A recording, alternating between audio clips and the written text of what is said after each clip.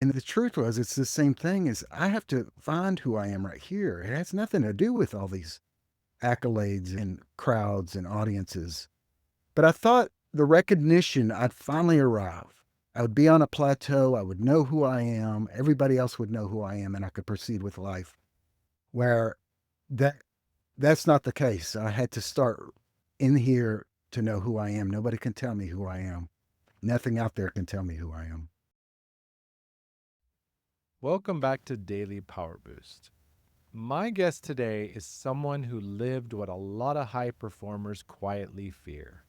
He had the record deal, trophies, and a wall to put them all on. Yet he was standing in front of that wall, wanting to die. Ezra Vancil spent 20 years chasing an identity that was never actually his. At 40, with his marriage gone, his children watching him fall apart, and a life that looked successful from the outside but was collapsing from the inside, he made a decision not to fix what he had built, to let the whole foundation come down. What got rebuilt over the next 13 years isn't just a sober life, it's a new self.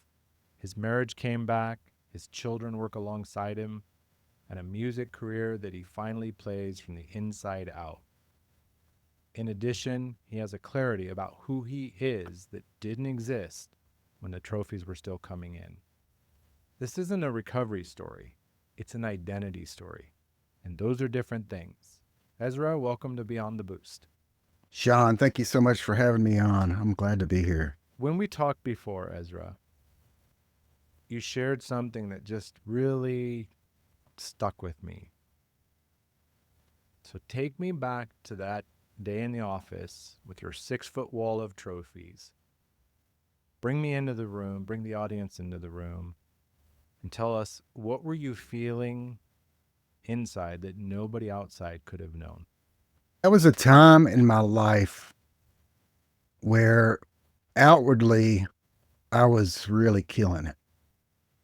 And I was treated like the golden child. And what no one, it was that wall was like a shrine to me to remind me, look, Ezra, you're doing it. You're good. And the truth was that inside, that each one of those trophies kind of revealed something inside of me that was a lie. It was like each one of them that I got, it didn't fill the hole. And once again, instead of giving me what I wanted to give me, it took a little bit more away.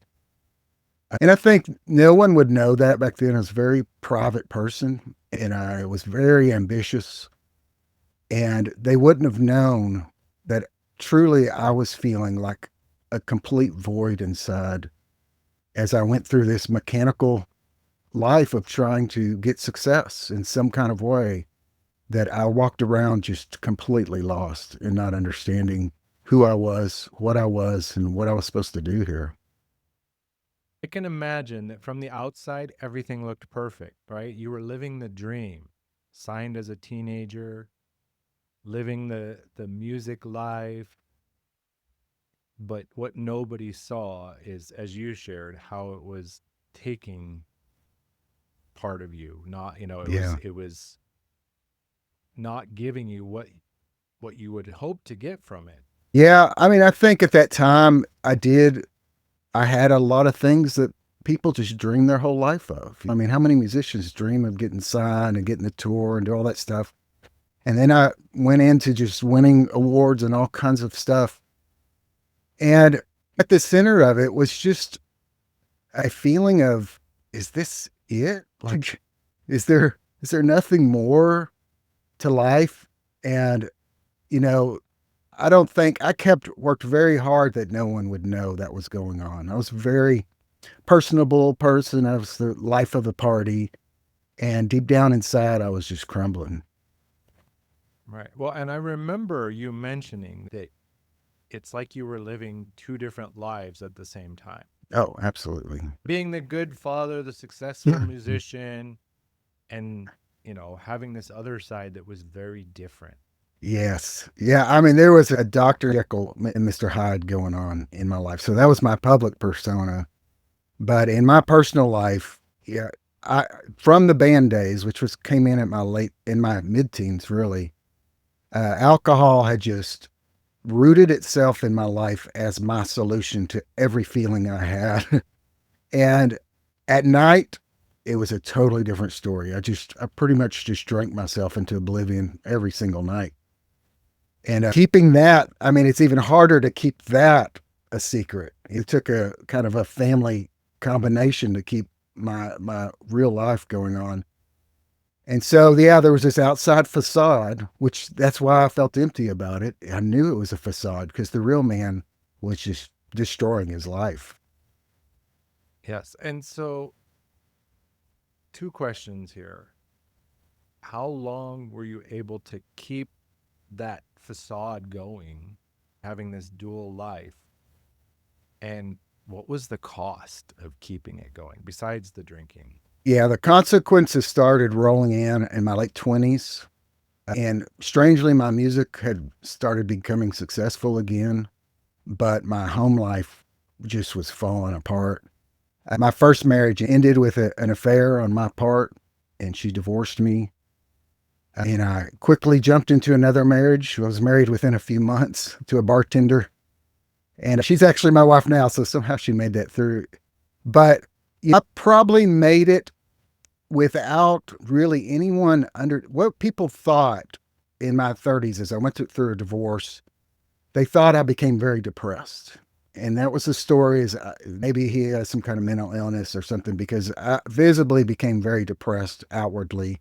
I ended up in the hospital. I tried to take my life a few times, but again, this was all kept within the family. Jobs, outward people, church, people didn't know this was going on. I was Mr. Smiley there. It all came out though when I got a felony in my, I would say about 36, 37 years old, a DWI felony, and it just blew up. Now it was all out in the open.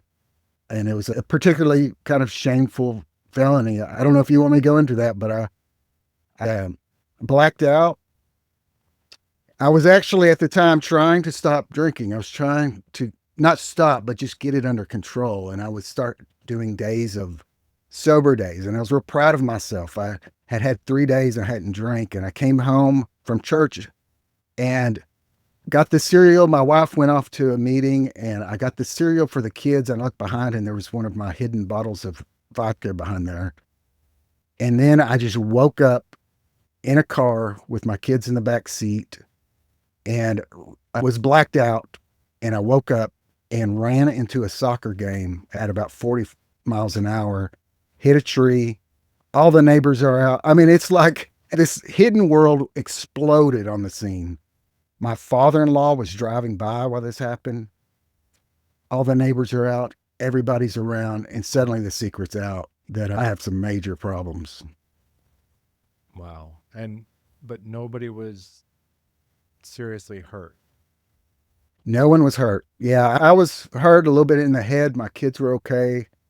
No one got hit in the soccer game. So thank God God for that that. it Yeah. didn't. Yeah, yeah, But yeah, I found in my own experience, the truth will come out, right? You can't yeah. keep it buried. No, It will come out. And unfortunately, sometimes it comes out in a big way, like you just shared. yeah. All Yeah, it's right. like Tell us. maybe a pressure cooker. The harder you try to hold it in, when the longer it's going to pop. Well, and as you said, the pressure cooker, I had a vision in my head because I've seen these videos where the lid to the pressure cooker is jammed in the roof. Has Yeah, the pressure cooker exploded? that's yeah, it exploded for sure. Yes. Right. So tell us about Valentine's Day. Yeah. Wow. So that was a couple of years later. I found out hell had a basement. It got even worse after the felony. And all the consequences were still there. And my wife had left. And it was Valentine's Day. And I woke up from a blackout on the kitchen floor, which is not a strange thing to happen. It was kind of normal. But I woke up and I saw I had my phone in my hand and I just saw walls of texts and I read it and it was just garbled cuss words and nothing made sense. And then every once in a while, I've got a text back from my son asking me, why am I doing this? Please stop, Dad. And something in me just broke. And at the time, I called myself an atheist. I think I was really just angry at God. And I just got down and I cried out and I said, I will do absolutely anything. I just don't want to, I don't want to live like this and I don't want to die this way. And something inside of me that next morning, I woke up because I've done that before. I'd made promises and swore it off, but this was something like I'd never felt before. And I woke up and I just decided to do something.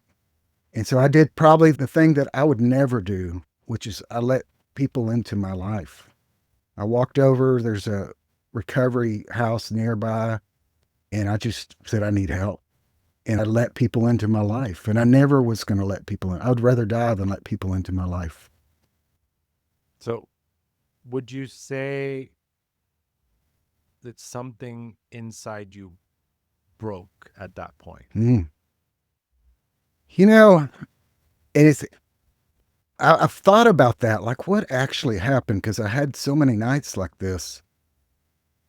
It was like it's really reaching the very end of myself.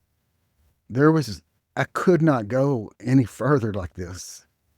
And I would say that the feeling inside of me, I'll kind of put something in here that I had always felt like, even with this crazy life that I had lived, I was a good father.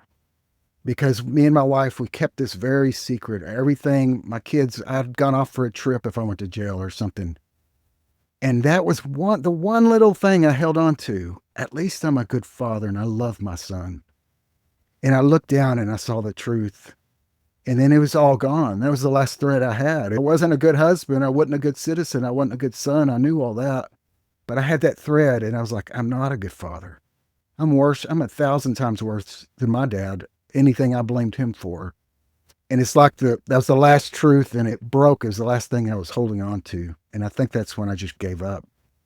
Yeah. So it sounds like that was the last lifeline, Yeah. right? Like I think of a Mm-hmm. boat being tied in a storm or something like that, and the lines snap, and there's one line left holding it on, and And that one breaks. that one And breaks. That's my children. And what is there to hold on to now? yeah, there's nothing like that's when you go, I gotta reach out for help Mm-hmm. because I'm gonna drown. I'm drowning and I can't stay up anymore. Yeah. Yeah. That's exactly what it was. It's my last lifeline. Because my son looked up to me, As as yeah, sons I do. know. My sons do. Yeah. They Mm-hmm. want to be just like dad. And as a dad, you look at your life and you go, that's not what I want to show my kid. Exactly. All right. So the sunlight, right? The breaking dawn. Mm-hmm. A therapist said something simple. You Mm-hmm. said you'd never heard it before. Four simple words. What were those words? You can be happy. And what I'd happened for never, you? I had never, well, first of all, it dawned on me, I'd never heard that in my entire life. I grew up in a religious family, been to all kinds of therapists and doctors, and no one had ever told me you can be happy. And I left with just a big question. Can I be happy? It opened up a question I'd never asked. I never even asked if I could be happy. Life was suffering to me. And I left that office believing that. I believed her. I can be happy. I don't know how, but I know it's possible. And Yeah. that's just what led me on. Yeah. So I'm hearing that prior to that, like you'd never heard anything like that. You Mm-hmm. said it. Life was survival, right? Survival of the fittest, fight to survive, and Mm-hmm. Yeah. very You know, challenging. there's two sides of my life because I grew up very religious. So in that, life was suffering. There's actually okay to suffer, and it's what we're called to do. Hellfire and brimstone kind of Yes, thing. that kind of suffering or righteous suffering. Either way, you're suffering.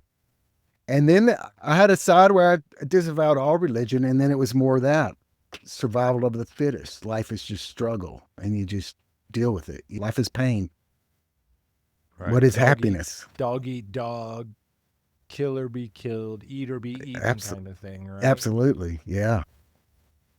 And at one point, we've shared several points where things took a shift, right? And they kind of stacked together to really put you on to the path that got you to where you are today, right? Hmm. Yeah. And you had said before that it wasn't just the drinking that had to go, the whole world had to be redone. Yeah. Yeah. I had to take it down to the foundation. I would say that's one of the biggest things that I did. And I say I did, my life did it to me, my higher power or something, is I allowed my life just to fall down. I was holding it up. It was like an avalanche. All those, I was still dealing with the law and divorce, and I just let it all fall down. And I let all my ambition go of what I'm going to be in music and all this. And it just fell apart. And it was a wonderful feeling. It's a strange thing to say. My house went into foreclosure. All these things that someone would look on the outside and like, that poor guy, it's just completely going. And it felt so good. It felt like a restart. Like I can let these things fall. And I found out something really beautiful is that I can be happy even without all this stuff, even without success, even without everybody looking at me and going, "Oh, Ezra's so great," without the dignity that I wanted. That I didn't need all this. I needed much less than I ever thought I needed to be content and happy in this world. Right. And that's the magic, isn't it? Is that when you realize that all this out here, it's nice, Yeah. but as your therapist said, you can be happy. Yeah, It's an inside job. absolutely. It is. There's nothing wrong with all this stuff. It's just that I was looking to it for the wrong, to give me something it had no way of giving me. It's in here. I had to look inside. Right. I've always heard it this way, Ezra. The external stuff, the trophies, the houses, the cars, the success, whatever, the money, it's simply a magnifier of what's at the foundation. Hmm. Yeah. Yeah. I really, and that's funny because I have more stuff really, but not just stuff, but a career. I have a business. I have a beautiful family. I have land and cabins. I have things that grew out of not me trying to get them, but trying to be useful to other people, to be something not just for myself, not my self gratification, but I started in business to be useful to people, to create something useful that helps other people. And it's strange. It's a paradox because suddenly all the things that I thought I needed, they don't mean what I thought they would. They're just here because it's kind of the inevitable outcome of living a life that is fruitful and giving. It seems to start this circular motion of you give and I just give and it's given to me. Right. And there's so many, like, I know there's a scripture in the Bible that says, "Given it shall be given." Hmm. Good measure pressed down and shaken up, and Jim Rohn, I think that's who Yeah. said it, Yeah. help enough people get what they want and you will Absolutely. get what you want. And it's like you said, it's a heart of service. And I did a show recently this about the death of the helper, and somebody came in from a very more religious, more spiritual Christian background, and Hmm. they're like, "Well, helping's good." And I'm like, "Look, I'm not saying helping's bad. Like everything else, just like having nice things, having a beautiful marriage, wonderful, everything else, it's what am I trying? Am I getting it because I'm doing the thing that's fulfilling me and filling me up Mm, and I'm serving and giving? Or am I doing it because it's trying to fill a hole, yeah. Yeah, right? there's Am I yeah. chasing it out of unmet needs? Yeah, Am I that's helping to prove something? Do I have the fancy car so I can say, look, I did it, I made it? yeah. Yeah, I mean it's two opposite sides of it's a it's something of what I can't give anything that I don't have already. And so my life before with the awards and the deal is just me in need. I'm grabbing these things and like putting them around me so people will think I am a whole person. Where it's a completely different thing when I am giving from something in here. I took the time to build something to actually give to people when someone comes to me to build the skills that I can give something of worth instead of just throwing it all together and trying to sell it. I want to create something that's valuable to someone else. It's exactly like you said, Ezra, right? The old way, the way you tried earlier, I tried myself as well, is getting things, proving things, doing things to feel whole Mm, versus being whole and everything comes out of that, right? It's kind of like the tagline of the show: stop performing, start becoming. absolutely. Yes.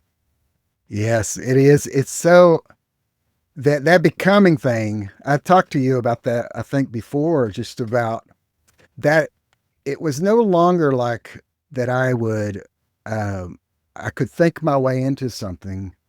I could think to change my actions. I had to actually become something. It was beyond just some little project of me thinking this and reading the right books and doing the right, talking to the right people and the right connections and all this. I actually had to become something in order to give from that, because that's just a very unstable foundation if you're acting like you've become something. And so it's not going to hold very long. Right. Yeah. Yeah. All of it. The behavior, the mindset, it all sounds good. It looks good. It works for a while. Mm-hmm. But until, like you said, letting it all fall down to the foundation, Mm. get the foundation right and come back from that, it changes everything. Yeah, And you just nailed it. Get the foundation right. Take the time to get the foundation right. right, which might mean tearing it out and putting a new one in. Absolutely. Yeah.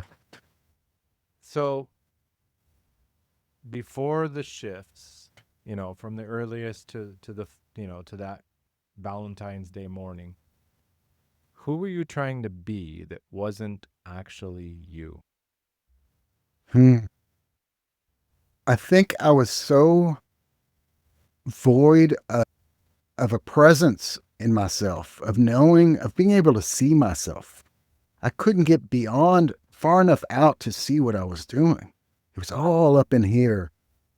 And I thought if other people could see me and recognize me, and the more people that saw me, that I would know who I was. That would almost tell me who I was.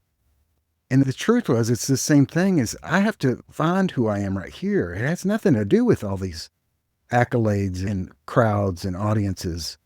But I thought the recognition I'd finally arrive. I would be on a plateau. I would know who I am. Everybody else would know who I am, and I could proceed with life. Where that that's not the case. I had to start in here to know who I am. Nobody can tell me who I am. Nothing out there can tell me who I am. Right. And I see that, and you can tell me if you feel the same way. It's not, we say the term becoming, we say, rebuilding, but what I really discovered is that it's clearing all the junk, the malformed Mm, beliefs and behaviors and everything that we built our identity around, and getting back to our pure, yeah. unvarnished self. Yeah. The way Yeah. the way we started life, right? That's the best place to look. Is like, who was I before all this started? And it is, all these things, like what you just said, is I had to discard all the broken things in my life. I had to look at them and kind of take a moment in my life and go, this isn't working for me anymore. This little story I've got of myself, this needs to go. And just digging deeper back to, and it wasn't like you think of it like sitting with a therapist laying on a couch. This was in the activity of my life, starting to go back to that. Who was I before all this began, before all this fell apart? And who I was, somebody that loves to create and loves people. And I had somehow got to a place where I'm just stepping over everybody I can for everybody to look at me, the creator, instead of just being okay with just creating and that joy of being in the moment of creation. And that's who I found that I was, is I'm a creator. I love to create and I love people. I love to show them. I like to experience it with people. I would even say like it's that joy of creating for the sake of creating Yeah. and sharing it with others, not for accolades or for validation, but to share it like, look, I created this and Hmm. I think it's pretty cool. Yeah. I wanted to share it with you. That's You know, really what it is. it's kind of like I have a lot of pictures that my son drew when he was little. They're kid drawings, so they're no Van Gogh, Hmm. but they're full of heart, right? They're full of Hmm. just this purity of the creation and sharing it because daddy, I made this for you. Right. Yeah. It's, No other reason. It wasn't to gain anything. It was just it, I made this and I want to share it with you. and it has value just for that reason. I think of creation because the life before I created with the audience in mind. Or are they going to like this? And boy, they're going to love this and they're going to love me. Where that's entirely the wrong place to start. Because, first of all, to do that, I'm looking at the world and seeing what they want, what's hot out there, what's working. And so I'm just regurgitating something that's already out there. Where if ask myself, what do I want to make?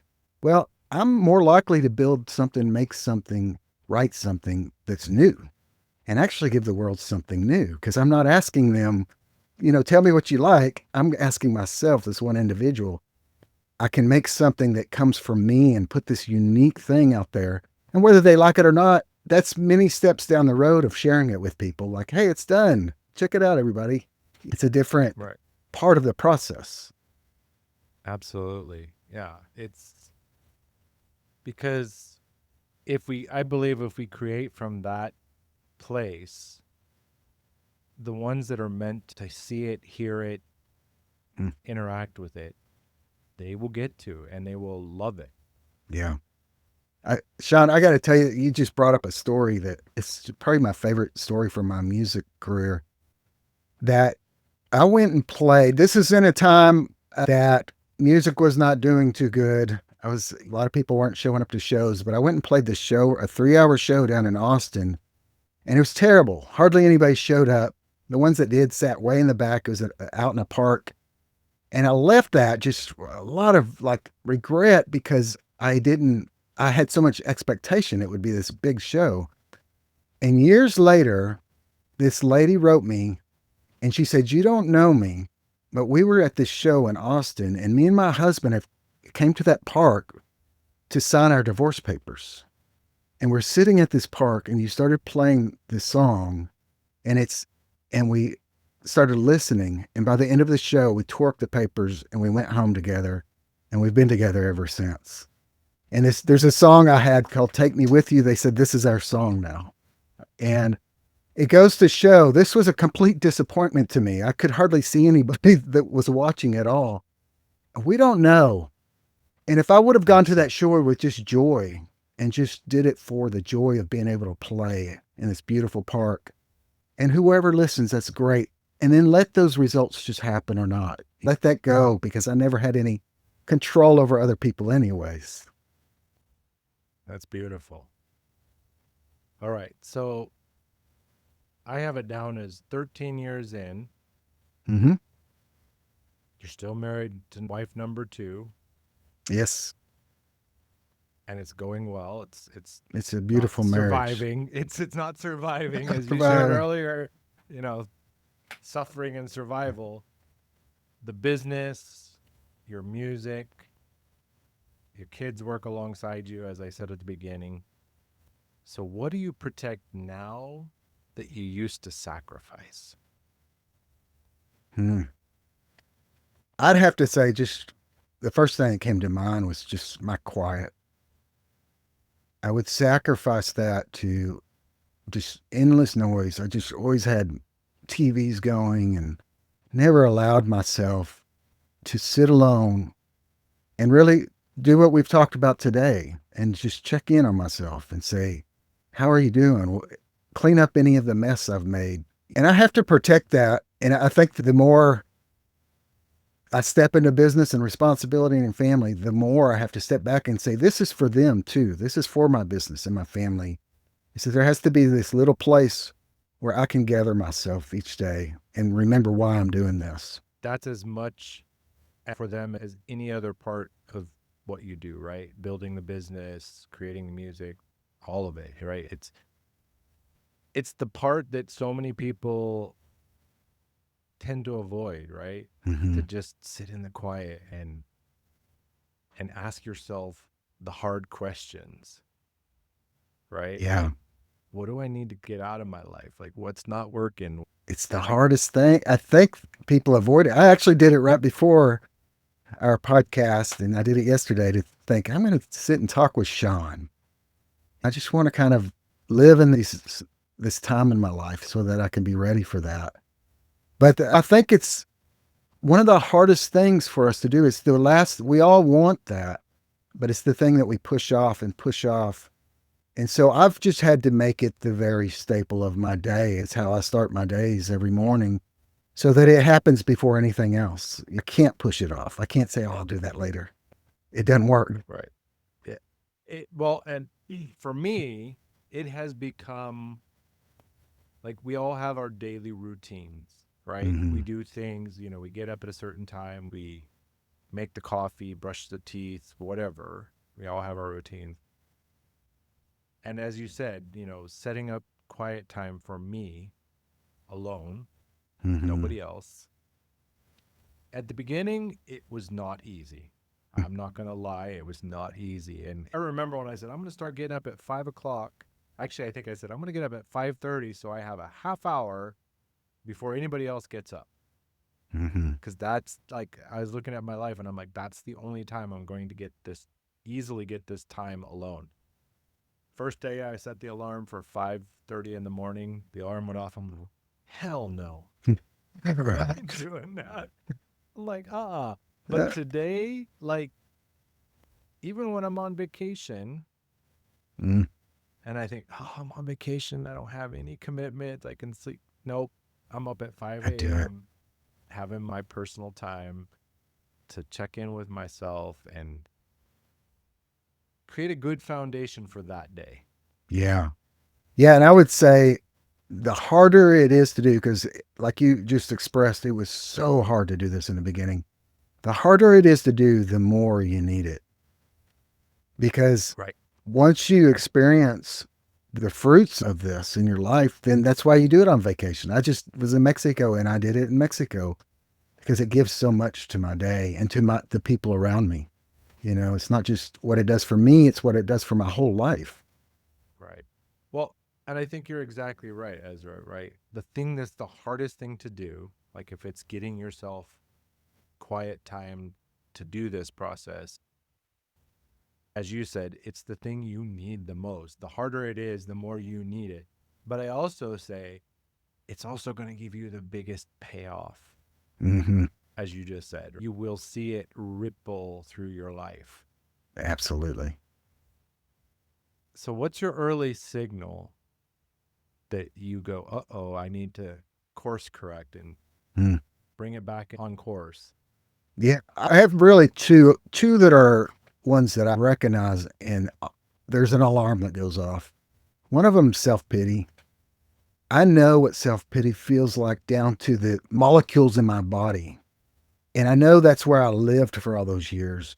and I don't want to live in that anymore. So when that comes in, I need to do something. And the second one is racing thoughts. If I leave a conversation and I'm in the shower and I'm playing it over and stopping and rewinding and playing it back again, I've probably picked up a resentment towards somebody or something that needs to be dealt with. And those are big, like people would probably laugh, like everybody has a little self pity. For me, I lived in that for so long that when I feel that come back, I'm like, I got to course correct. I've got to talk to a friend about this and kind of get myself or have a quiet time and get myself back where I know I need to be. Because those are dangerous things to me. And I don't know how many alcoholics you've met, but we can these kind of stories and resentments and stuff we play in our mind can become like a fantasy world that we live in. And the self pity can just drag us back to a bottle. And I can't have that. Well, and I have seen it in anybody dealing with any type of addiction, like alcohol or you name it, food, sex, drugs, whatever. Mm, It is a very recurrent pattern. But I've seen it in many people, right? It's a trap that we mhm. fall into. We start getting into this woe is me. I used to go pity, party of one. Yeah. And I did that as a joke when I was a kid, but I'm standing here today going, that was like some early wisdom that I just Mm, kind of laughed off. But now I know, like, if I'm in playing this pity game, that's dangerous, yeah. because it does not lead to anywhere good. Yeah, it's like you're starting to lay the foundations of a new story, and it's the pity story.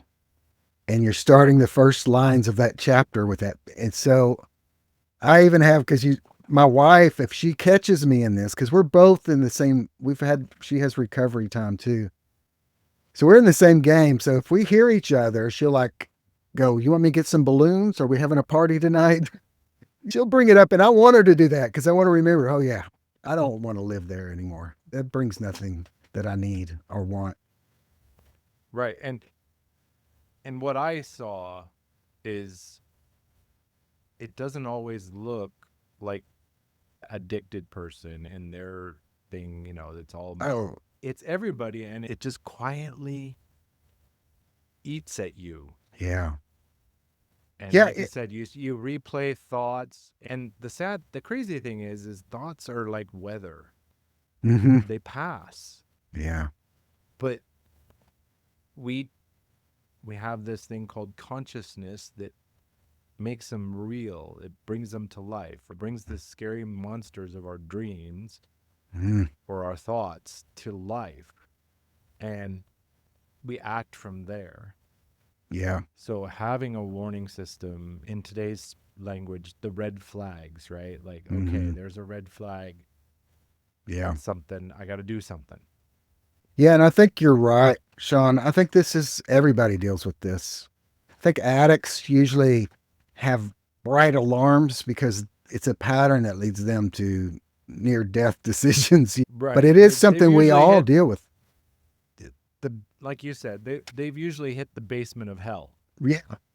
Uh, so it's like alarms. We don't want to go there again. Yeah. They're like, yeah, that was in a good place. All right, walk me anywhere, anytime. Your head is held high, knowing you did everything you could. That's something you said on the call. Hmm.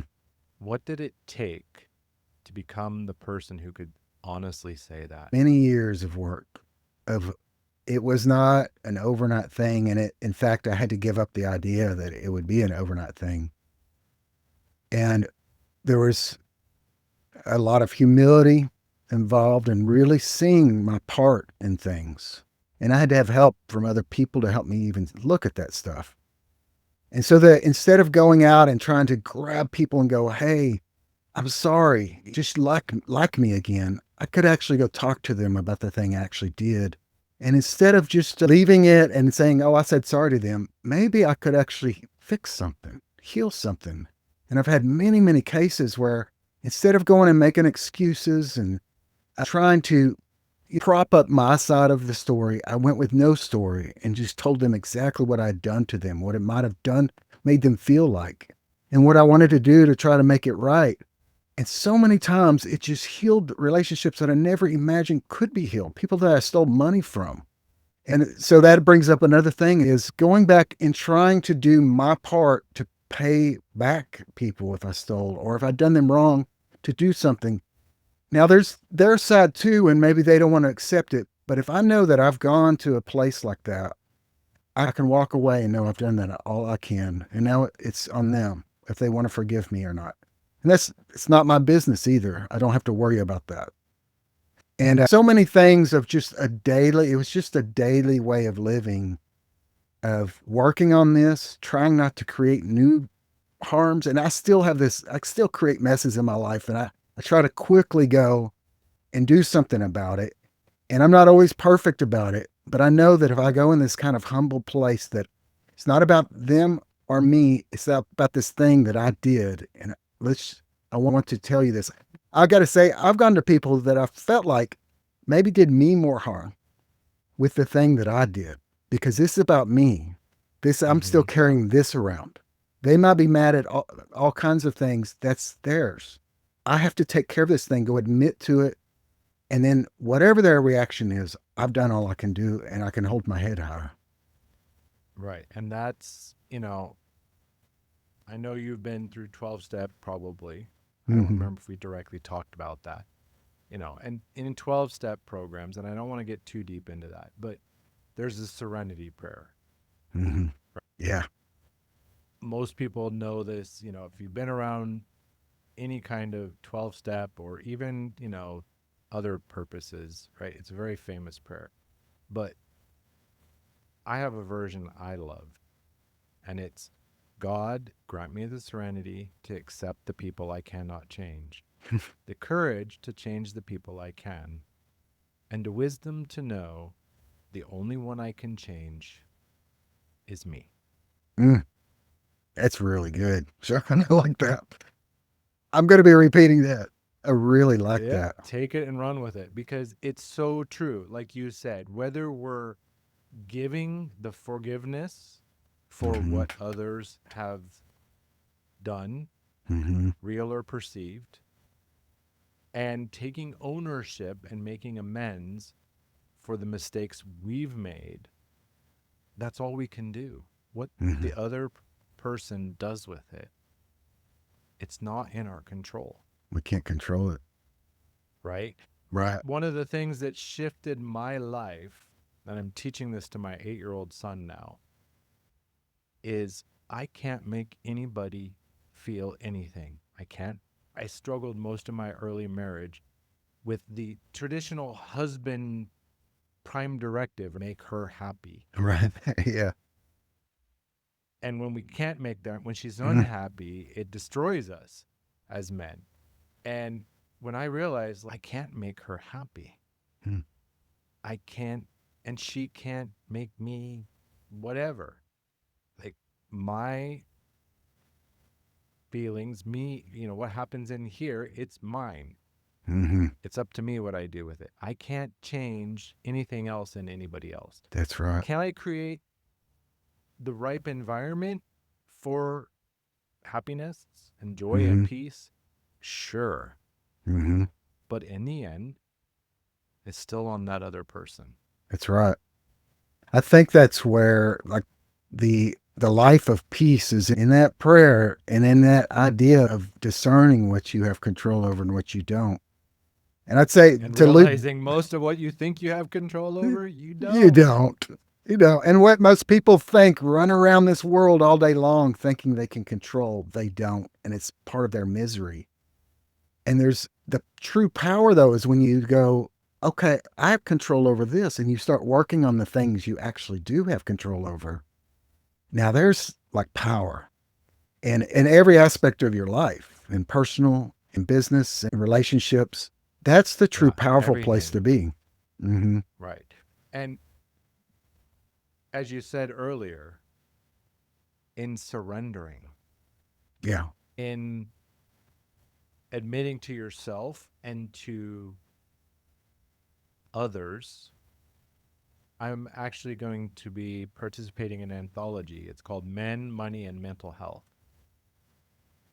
And I can't reveal a lot of details because I do have an NDA not to release anything about my chapter. But it's about that, how trying to do it on my own didn't work. Mm-hmm. As the story you illustrated, right? Trying to Yeah. stand up and do it all on my own. It was when we surrendered and we went to another human being or beings and said, Mm. help me. I Yeah. can't do this. Or even more, something outside of ourselves, another human, a higher power, Mm-hmm. the doorknob.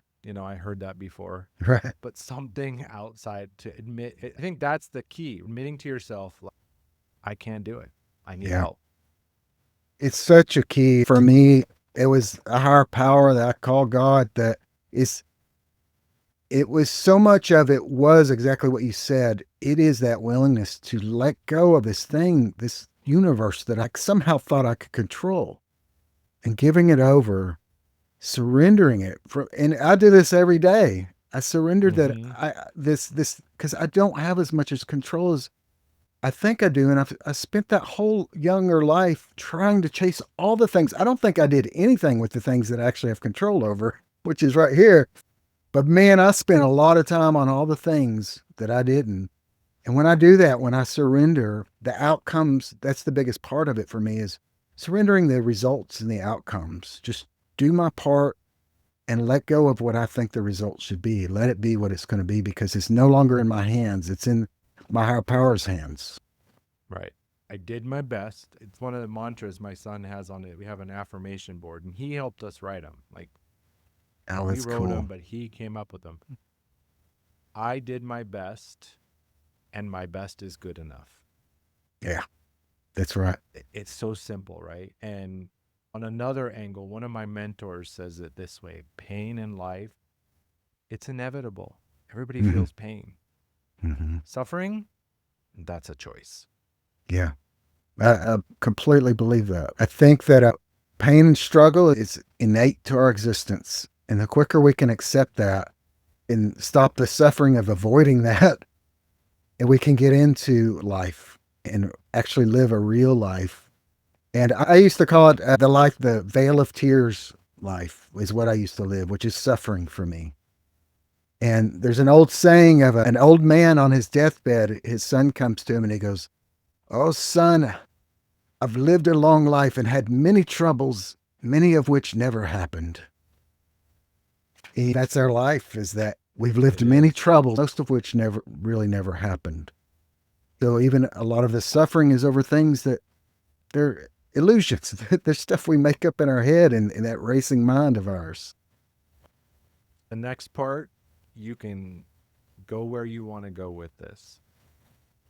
But when I asked you on our last call, what would be the thing that felt most risky for you if we hit record right then and there to talk about out loud? And you've already mentioned them earlier in the conversation today. And in our first call, you said you're not afraid of them, but you had never quite found the language about them. So, my question is, what would you want people to understand about who you were in those moments? Not the story, the identity, who you believed you were at that moment. Ah, the identity, I mean, quite frankly, the identity was a retrograde damn to hell. That's what I thought of my identity. The God of the universe, or the God that I'd grown up with, more like, had rejected me and that I was worthless. And there's not really anything I could do about it because I'm just a little human. And that is a part, I'm not sure if that's exactly what we talked about, but that's a part that I have a hard time having language for. I grew up very religious. And now I have a completely, I wear dogma and doctrine very loosely, like a little shroud I can throw off. And all I have is that something created me and put me here. And there's not a mistake in there. I'm loved. Amen. And I can live in a place of that love. And then I've actually, not only have I seen the proof of that, the Bible says the fruit of living from Mm-hmm. that place and not worrying that he's down there like this, but that he's a good father that's with me, that understands. It's just like you are with your son and helping me with my affirmations and how I'm speaking to myself, how I'm treating myself in a loving way. And that is the ground of my being now. And I had to leave that old identity behind of this uh, angry, wrathful God. And that was just me personally. It was tearing me to pieces. It was really killing me.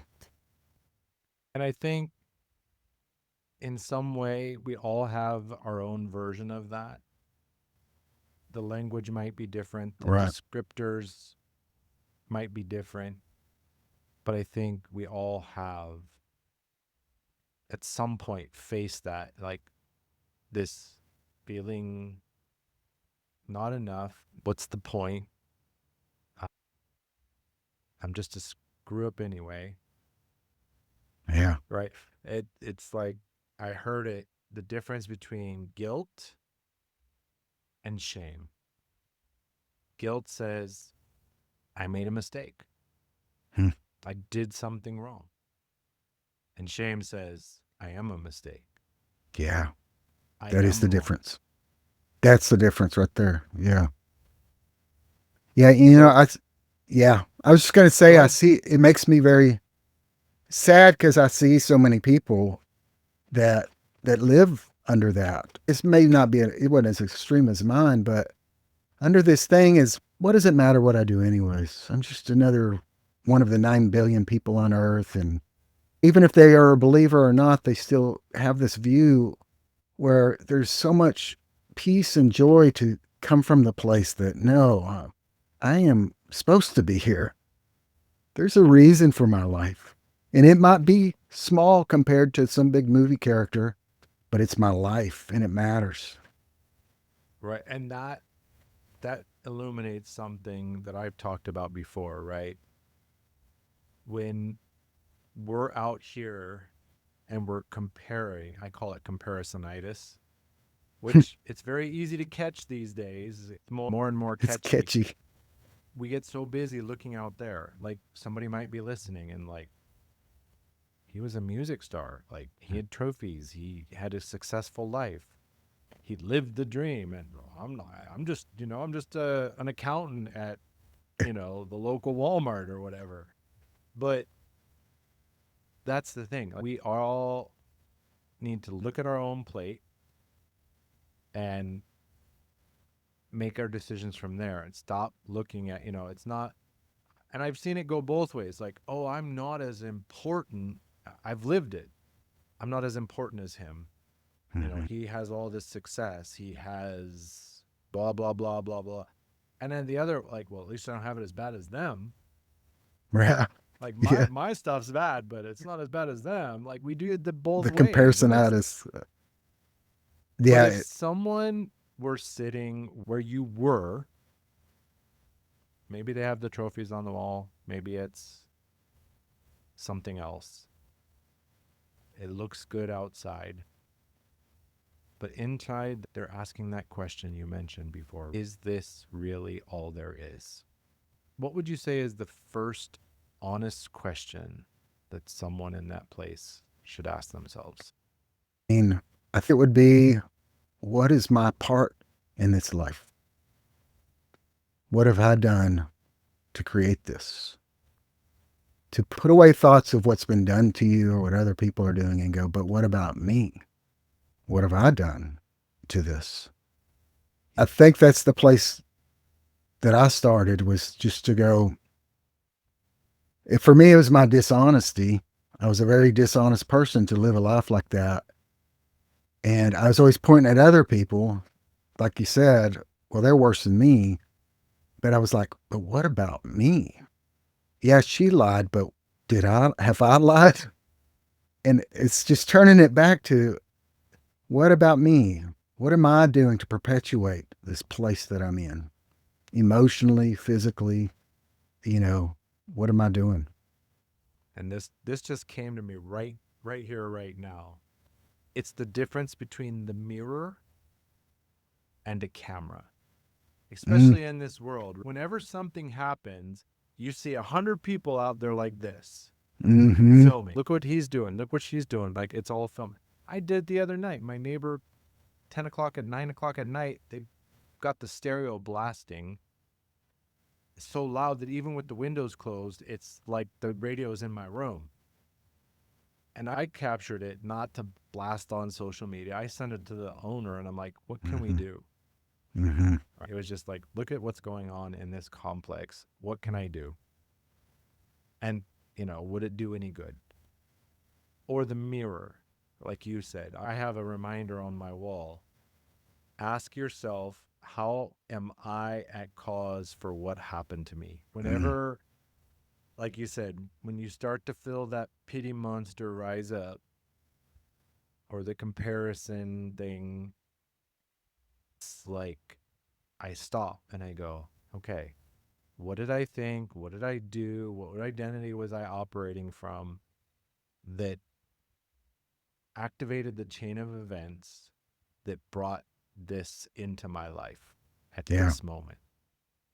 And at the same time, I could get stuck there. At the Mm-hmm, same time, go, now I know. What am I going to do about it? yeah. There you go. Yeah, because it's not about, because after, I said that, I thought, well, I would think I would do that. And then I would just feel horribly shameful. I'm a horrible person. That's what I did. It's not about that. It's about giving you something that you can actually do. So I'm so glad you said that. Because if you can locate what am I doing, then you have something that you can actually do instead of just sitting there and going, oh, woe is me. It just happens to me. It actually gives you something that an action that you can take. And so there's power in that. Absolutely. It's like I tell my son, right? He's kind of at an age where when he's corrected, he's got the fast sorry. Yeah, I've And got that too.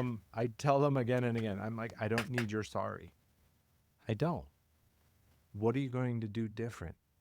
Mm, Right? I often at the end of the day, I'm like, if we have a bad day, it's like, well, the day's done. Tomorrow's a new day. We all can do better. hmm. Yeah, it's a new start. Each day is going back into just the story that I've talked about today. It's a balance between not allowing, and that's that ground I talked about of knowing I am loved, that I'm not a mistake. I don't have to go into shame about things. It's just looking at things and going, okay, that's what it is. It's just looking at reality of me and Mm-hmm. go, well, maybe I'll try to do that a little bit better tomorrow or next time I have this situation. I'm going to try a little bit better. And it's really just engaging with life as it truly is instead of, for me, going into shame or into pity. It's engaging with it actually is. And you'll see that life actually starts to work better that way. Like when your son does that, he'll actually discover what he did wrong in that situation. And now he's started to work on something actual instead of just getting his quick, oh, it's okay. And now he can go back to whatever, you know, thing he's Right, doing. but you hit it too, Ezra. Like you said, that's where you know you're loved and you're here for a reason. Mm-hmm. As early as I could with him, I wanted to show that to him because I didn't have it. I discovered it later in life, like you did, of that knowing you're loved just because you are. Mm-hmm. It's kind of like I can't make my wife happy. Mm-hmm. When I surrender to how she loves me is not up to me. Mm-hmm. Yeah. And how I love her, it's not up to her. And I don't mean that like you just do whatever you want to do and ignore the things that the person you love wants or doesn't want. I mean, you love because you love. It's Yeah. that unconditional love. And that's what I've tried to show with my son is that no matter what, there's nothing you can do that will make me love you more. And there's Mm. nothing you can do that will make me love you less. Yeah. And from that, as you said, from that foundation, that's where we build, Yeah. right? Like, okay, this went wrong. This is what I'm going to do the next time to Yeah. make it, to try it again, to I get it have better. so that I have my son who really bared the brunt of this life. He was the oldest. He works with me now. He's the manager at my business. And I remember he was so angry in his teens with me, and I was sober now, and I wanted to repair this relationship, but he was just so angry with me. And I realized, for one thing, that I kind of have squandered this idea that I can come in like a father and start telling him what to do and going, "Hey, son, you need to do this and that." And so I told him, and I don't, this just came out of my mind at the moment. I said, I'm going to be your companion in life. And when you want your dad, you can ask for him. Otherwise, I'm just your friend and I'm here to help in any way I can, but I'm not going to do the dad thing and try to tell you how to live your life. And there's some of the most precious times in my life is that we work together every day. And so I'm the boss. And so we have this boss relationship. And every once in a while, he's come to me and said, "I want to talk to dad." And it means so much to me because he knows that's part of that love. My love was for him was so much that I wanted to put down even this thing of me thinking I'm the father and I'm raising this kid. I know I screwed up really bad. And so I'm just going to be here. And to him, that was that he could trust me. And now he can trust me to come to me with when he wants to. And there's this rebuilding of that love. It's never too late I guess that's what I'm saying. It's never too Yeah. late to lay that foundation again. Might take a little work, but it's definitely worth it. Right. And whether it's that close relationship, like a child or a spouse, or it's a business relationship. If you're a leader and you've been doing it all wrong and you get that shift and you change your identity, it's never too late. I always Yeah, say it's the day it's too late is when they put me in the ground. that's right. If I'm breathing, I got a chance to do better, to make Y- a micro step towards a better relationship, Yeah. whether it's with a team, with loved ones, whatever. If Yeah, I you don't, believe in being able to when I restart my day, I really restart my day. And I start down on that ground that it's okay. All is well. Whatever's going on.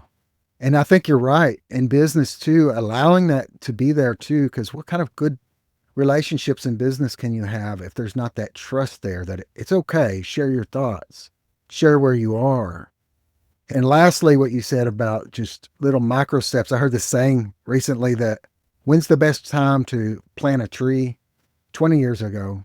When's the second best time? Today. right, You could play, or now, right when's the now. Yeah, second best time? Right right now. now. Right now. Yeah.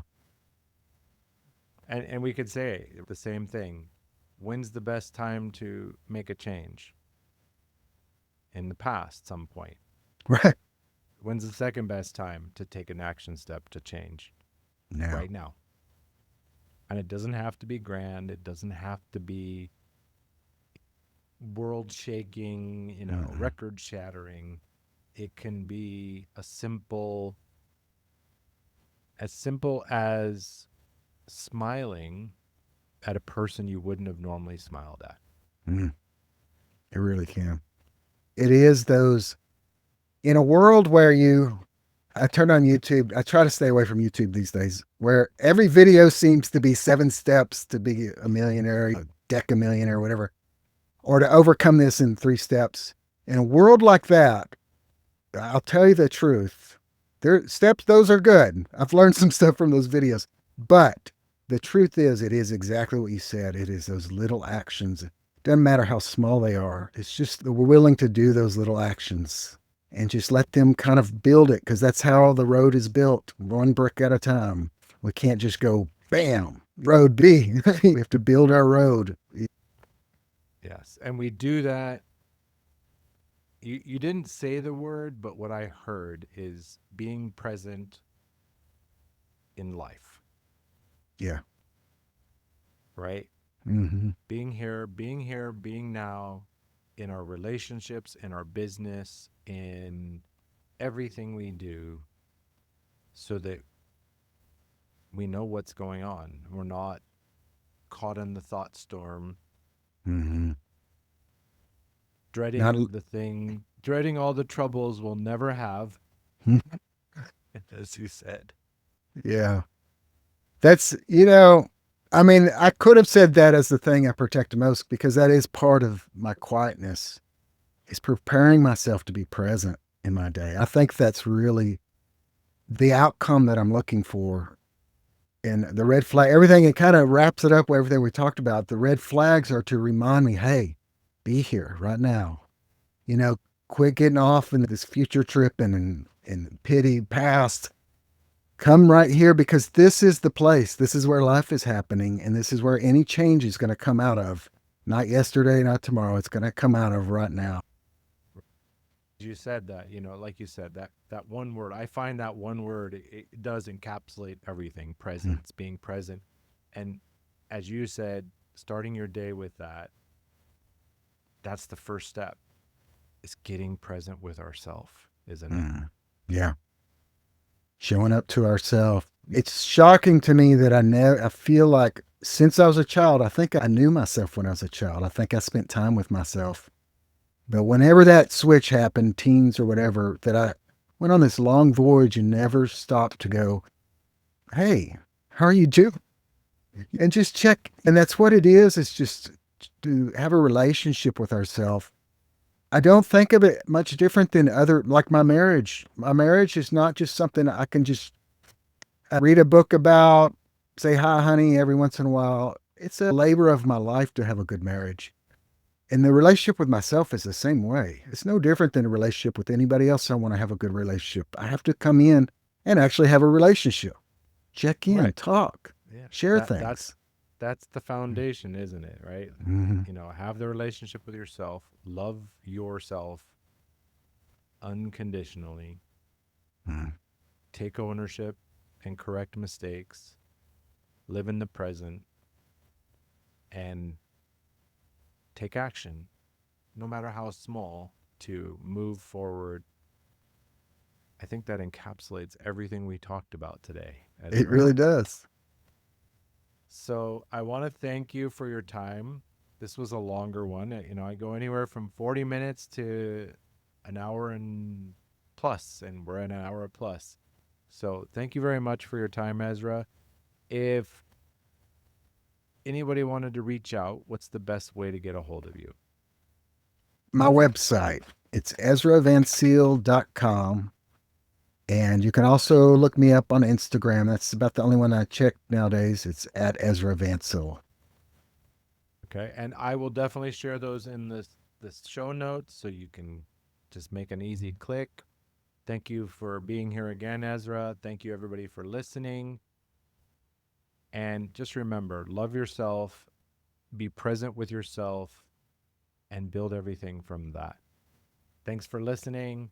Thank Have you, a good Sean. one. We spend a lot of time on this show talking about the threshold, the space between the identity that got you here and the one required for the new ground. You're listening to this because something in your current architecture is fracturing. You're running the performer playbook or the striver protocol, and it's costing you an immense amount of energy to maintain the facade. The external results are there, but the internal friction, it's burning you out.